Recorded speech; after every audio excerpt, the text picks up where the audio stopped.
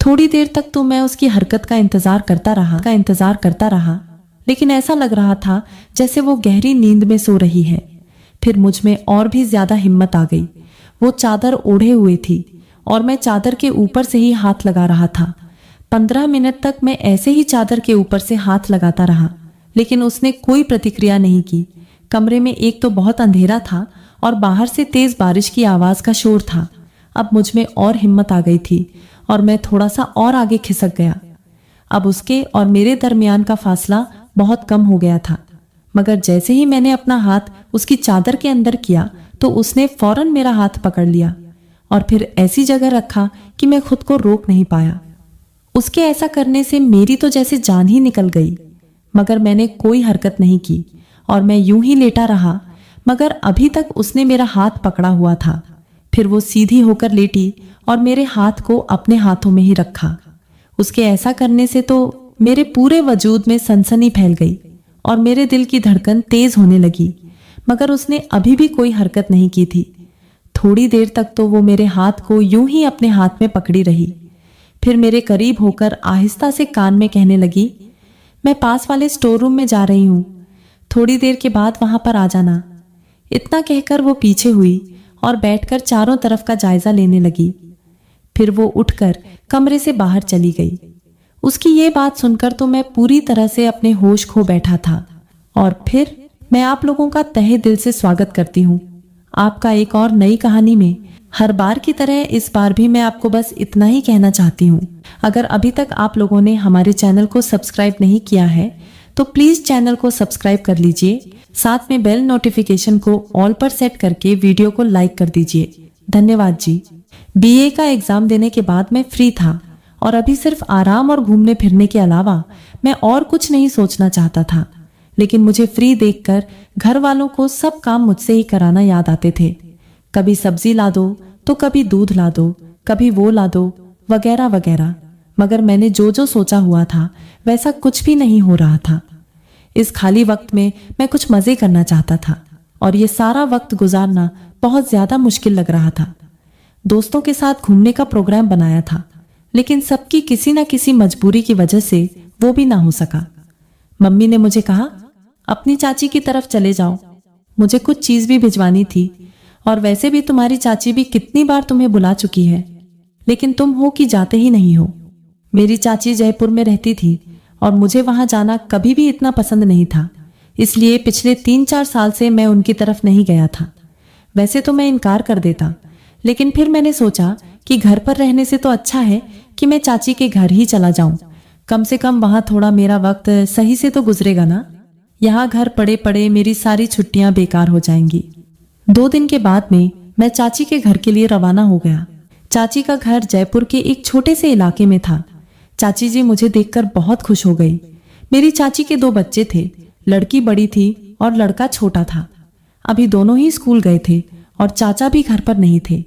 चाची ने बताया कि तुम्हारे चाचा का दूसरे शहर में तबादला हो गया, इसलिए वो सिर्फ हफ्ते में 1 ही दिन आते हैं।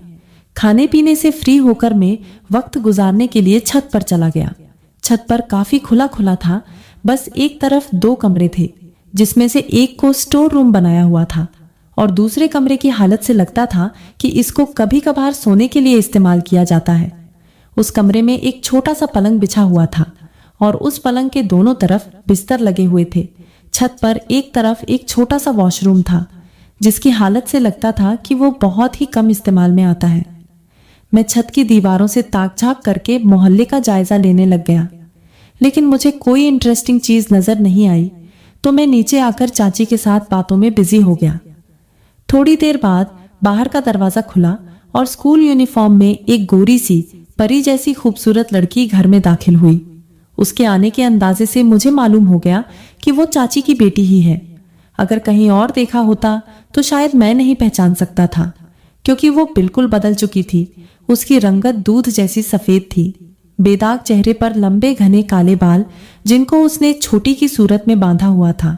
धूप की वजह से उसका सफेद रंग में सुर्खी आ रही थी। उसने आकर मुझे प्रणाम किया, जिसका मैंने अच्छे अंदाज में जवाब दिया था, लेकिन उसने कोई खास रिस्पॉन्स नहीं दिखाया था और अंदर कमरे की तरफ चली गई। कपड़े बदलने और खाना खाने के बाद वो अप्सरा अपनी पढ़ाई में बिजी हो गई। मैं उठकर उसके पास गया और उससे पढ़ाई की बातें करने लग गया। वो मेरी बातों का बेरुखी से जवाब दे रही थी, उसके अलावा और कोई बात नहीं कर रही थी। मेरे पूछने पर उसने बताया कि वो 10वीं क्लास में पढ़ रही है और आजकल उसके स्कूल में टेस्ट चल रहे हैं। फिर वहां से मैं चाची के पास आ गया और चाची और उनके बेटे से बातों में लग गया, लेकिन मेरा जहन बार बार उसकी तरफ ही जा रहा था। वो मुझे जितना इग्नोर कर रही थी, मैं उतना ही उसके पास जाने के लिए बहाने तलाश कर रहा था। मेरे जहन में उसके बारे में कोई गलत सोच तो नहीं थी, लेकिन फिर भी मैं उसकी तरफ देख रहा था। न जाने मुझे क्या हो गया था। मैं चाहता था कि वो मुझसे बातें करे, लेकिन वो अपनी पढ़ाई में मग्न थी और ऐसे शो कर रही थी जैसे मैं वहां मौजूद ही नहीं हूं। रात को सब लोग छत पर सोते थे। मेरे लिए भी चाची ने एक साइड पर चारपाई पर बिस्तर बिछा दिया। वो चाची के करीब वाली चारपाई पर सो रही थी। करीब रात के 11 बजे बाद सब सो चुके थे, लेकिन साली मुझे नींद नहीं आ रही थी। ना जाने मेरी नींद कहाँ छू हो गई थी। मैं तो रह रहकर बस उसी के बारे में सोच रहा था।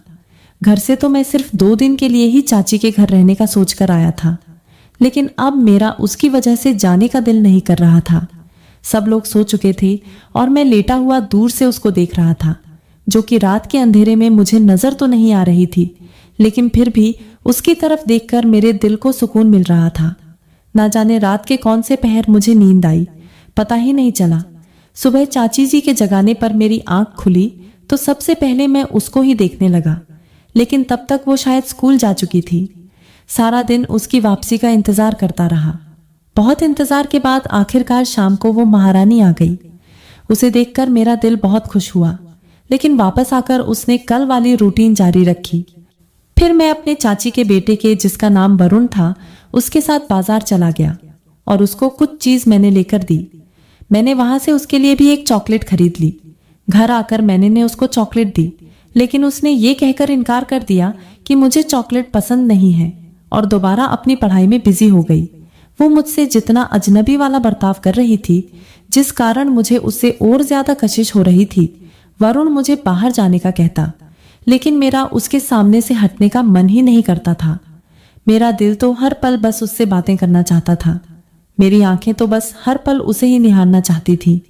मेरा रोम रोम उसके लिए बेताब हो रहा था, पर वो तो मुझे देखती भी नहीं थी। इस रात भी हम सब छत पर सो रहे थे। तभी अचानक बारिश शुरू हो गई और चाची ने मुझे कहा, समीर अंदर कमरे में जाकर सो जाओ। लाइट ना होने की वजह से कमरे में बहुत अंधेरा था। मैं धीरे से टटोलते हुए बेड की एक साइड पर दीवार की साइड लेट गया। मुझे लेटते ही नींद आ गई। थोड़ी देर बाद बादल गरजने की वजह से मेरी आंख खुली तो मुझे महसूस हुआ कि मेरे बाजू में कोई और भी लेटा हुआ है और लाइट भी अभी तक नहीं आई है। ऊपर से कमरे में बेहद अंधेरा था। मेरे ख्याल से वरुण मेरे पास आकर लेट गया होगा। मैं तो यही सोच रहा था। तभी कुछ वक्त के बाद आसमानी बिजली चमकी, जिसकी चमक से कमरे में थोड़ी सी रोशनी हुई और मैंने देखा कि मेरे साथ वरुण नहीं बल्कि उसकी बहन लेटी हुई है। उस अप्सरा को मेरे पास सोते देखकर मेरे तो होश ही उठ गए थे। मेरी तो सांस ही रुक गई और मुझे ऐसा लग रहा था जैसे मेरे अंदर जान ही ना हो। उसको अपने इतने करीब सोते हुए देखकर मेरे दिल की धड़कनें बहुत तेज तेज धड़क रही थी। मैं उसकी तरफ करवट लेकर लेटा हुआ था और वो इसलिए अगर उसने कोई हरकत की तो मेरी तो जान निकल जाएगी। मैं काफी देर तक उसी हालत में लेटा रहा। मैं थोड़ी देर में कुछ नॉर्मल हुआ तो मेरा दिल उसको छूने को किया। ऊपर से मुझे डर भी लग रहा था कि कहीं अगर उसकी आंख खुल गई तो, और अगर उसने हल्ला कर दिया तो मेरा क्या होगा। मुझे अंदाजा हो गया था कि कमरे में अंधेरे की वजह से वो यहाँ आकर लेट गई होगी। अगर उसको मालूम होता कि इस बेड पर मैं सो रहा हूं तो कसम से वो कभी भी यहाँ ना लेटती। मेरी किसी भी किस्म की हरकत करने से पहले ये समझना जरूरी था कि वो गलती से यहाँ लेटी है या जानबूझकर। मैं नींद में करवट लेने के अंदाज में अपना हाथ उसके सीने पर इस तरह पटका कि उसकी आंख खुल जाए। मेरे हाथ ने जैसे ही उसको छुआ तो मुझे ऐसा लगा जैसे मेरे अंदर एक अजीब सा करंट लगा हो। मेरा दूसरा हाथ उसकी एक बाजू पर पड़ा हुआ था। उसके बाजू किसी रेशमी तकिए की तरह नरम थे। मेरे प्लान के मुताबिक मेरा हाथ लगने से उसकी आंख खुल गई तो फौरन उसने मेरे हाथ को पीछे किया और उठकर वो बैठ गई और अंधेरे में ही गौर से मेरी तरफ देखने लगी, जैसे ये अंदाजा लगाने की कोशिश कर रही हो कि उसके साथ कौन सो रहा है। मैं ऐसे शो कर रहा था जैसे गहरी नींद में हूं और मुझे आसपास की दुनिया की कोई खैर खबर नहीं है। मेरे हल्के हल्के खर्राटे से उसको मालूम हो गया कि वो वरुण के बजाय मेरे साथ सो रही है। उसने जल्दी से अपनी चादर उठाई और पलंग की दूसरी साइड पर जाकर लेट गई। मैंने ठंडी सांस भरी और अपने आप को कोसने लगा कि उसको जगाने की क्या जरूरत थी। ऐसे में कम से कम वो मेरे पास तो लेटी हुई थी। अब पता नहीं ऐसा मौका दोबारा मिलेगा या नहीं। अगले दिन उसने पहले जैसे ही बर्ताव रखा। ऐसा कुछ नहीं लग रहा था कि रात की बात पर कुछ रिएक्ट कर रही हो। ऊपर से आज तो वो थोड़ा परेशान सी लग रही थी और पहले से ज्यादा पढ़ाई में बिजी थी। मैंने थोड़ी हिम्मत करके उससे परेशानी की वजह पूछी तो चाची ने बताया कि कल इसका मैथ का पेपर है और वो मैथ में काफी कमजोर है। मैंने कहा कि चाची आप फिक्र ना करें, मैं तुम्हें मैथ्स की तैयारी करा देता हूँ। ये सुनकर उसको कुछ तसल्ली हुई। देर रात तक उसके साथ बैठकर मैंने उसे अच्छे मैथ की तैयारी कराई। इस दौरान काफी बार मेरा हाथ उसके हाथ को छुआ था। जब भी मेरा हाथ उसे छूता था तो मुझे ऐसे लगता था जैसे मेरा हाथ करंट से लग गया हो। उसके बाद वो मेरे साथ कुछ हद तक फ्रैंक हो गई थी। जब अगले दिन वो पेपर देकर आई तो वो काफी खुश लग रही थी। मेरे पूछने पर उसने बताया कि उसका पेपर बहुत अच्छा गया है और आज उसके पेपर भी खत्म हो गए हैं। फिर उसने मुझसे हाथ मिलाकर मेरा शुक्रिया अदा किया और कहा, आपकी वजह से मेरा पेपर अच्छा गया है। उसका नाजुक हाथ अपने हाथ में लेकर मैं तो अपने आप से ही बेगाना हो गया था। उसके बाद तो मैंने उसका बिल्कुल ही अलग रूप देखा। वो मुझसे बहुत ही फ्री हो गई थी और अगले 2 दिन हम लोगों ने खूब गपशप की। उस रात भी हम छत पर ही सो रहे थे। तभी रात के 12 बजे के आसपास फिर से बारिश हो गई और चाची ने आज भी मुझे अंदर जाकर सोने को कहा था। मैं कमरे में बेड की दूसरी साइड पर आकर सो गया जहां वरुण सोया हुआ था। थोड़ी देर के बाद मेरी आंख खुली। कमरे में अंधेरा था। उस वक्त बिजली चमकी और उस चंद सेकंड की रोशनी में मुझे लगा कि मेरे साथ वरुण के बजाय वही सो रही है। मैं तो जैसे शॉक्ड हो गया। थोड़ी देर ऐसे ही लेटे रहने के बाद मैंने सोचा उस दिन की तरह इसको फिर जगा दूं, वरना लाइट आने पर या सुबह उठने पर चाची ने देख लिया तो पता नहीं क्या समझेगी। मैं अपना हाथ उसके सीने पर इस तरह मारा जैसे कि नींद में लग गया हो। वो उठी और बैठकर गौर से मेरी तरफ देखने लगी और फिर दोबारा वहीं पर लेट गई। मगर मैं अभी भी लेटा रहा और सोने की एक्टिंग जारी रखी।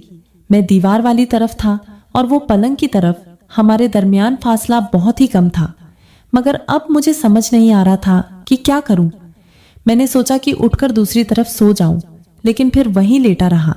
10 से 15 मिनट तक ऐसे ही लेटा रहा। फिर थोड़ी हिम्मत करके अपना हाथ आगे बढ़ाया और उसकी कमर पर रख दिया। हाथ रखते ही मुझे ना जाने क्या होने लगा।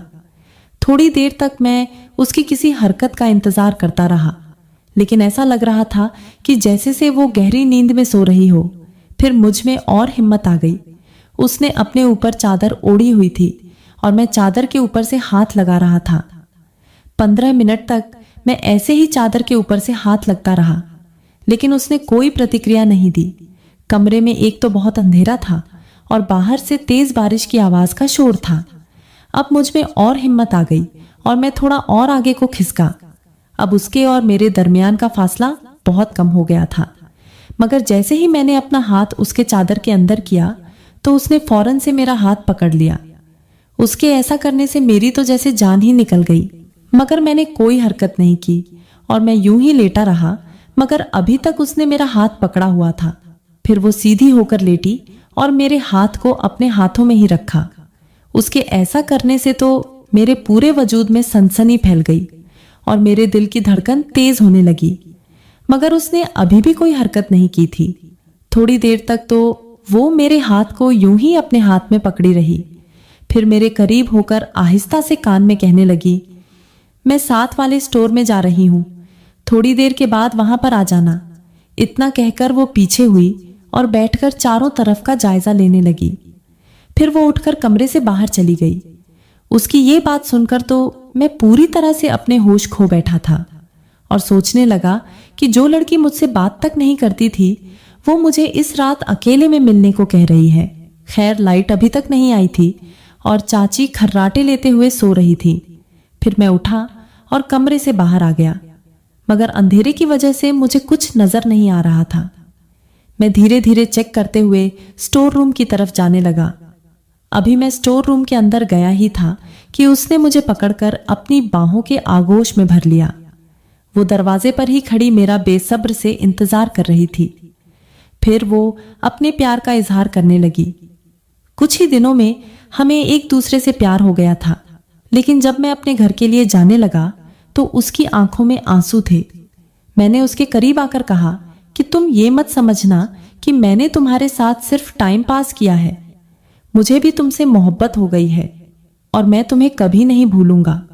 मानता हूं कि हमारा रिश्ता जायज नहीं था, लेकिन कभी कभी हमें ऐसे लोगों से भी मोहब्बत हो जाती है जिन लोगों का साथ हमारे नसीब में नहीं होता है। आज मेरी शादी हो गई है और मैं अपने परिवार के साथ बहुत खुश हूं, लेकिन आज भी मुझे वो लड़की याद है। उस दिन के बाद मैंने कभी भी उससे वैसा वाला रिश्ता कायम नहीं किया। वो सिर्फ हमारी एक गलती थी। खैर, कहानी कैसे लगी कमेंट करके जरूर बताना। और अगर अभी तक आप लोगों ने हमारे चैनल को सब्सक्राइब नहीं किया है तो प्लीज चैनल को सब्सक्राइब कर लीजिए। साथ में बेल नोटिफिकेशन को ऑल पर सेट करके वीडियो को जरूर से जरूर लाइक कर दीजिए। मैं मिलती हूँ आपसे एक और नई कहानी में। तब तक के लिए आप लोग अपना ख्याल रखिएगा। Thank you for watching this video.